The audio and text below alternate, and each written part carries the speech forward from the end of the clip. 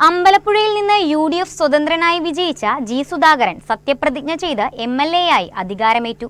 സംസ്ഥാനത്തെ 16ാം നിയമസഭയിലെ ആദ്യ അംഗമായാണ് അദ്ദേഹം സത്യപ്രതിജ്ഞ ചെയ്തത്. അമ്പലപ്പുഴയിൽ നിന്ന് UDF പിന്തുണയുള്ള സ്വതന്ത്രനായി വിജയിച്ച ജി സുധാകരൻ പ്രോടേം സ്പീക്കറായി നിയോഗിക്കപ്പെട്ടതിനാലാണ് ലോക്ഭവനിൽ ഗവർണർ രാജേന്ദ്ര വിശ്വനാഥ് അർലേക്കർ മുമ്പാകെ ബുധനാഴ്ച സത്യപ്രതിജ്ഞ ചെയ്തത്. ഗവർണർ സത്യവാചകം ചൊല്ലിക്കൊടുത്തു.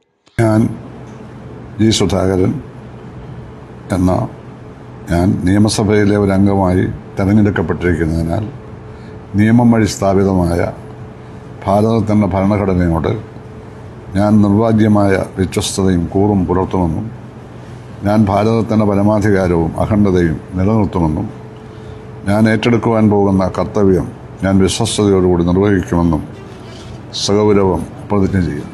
16ാം നിയമസഭയിലെ ആദ്യ അംഗമായാണ് അദ്ദേഹം സത്യപ്രതിജ്ഞ ചെയ്തത്.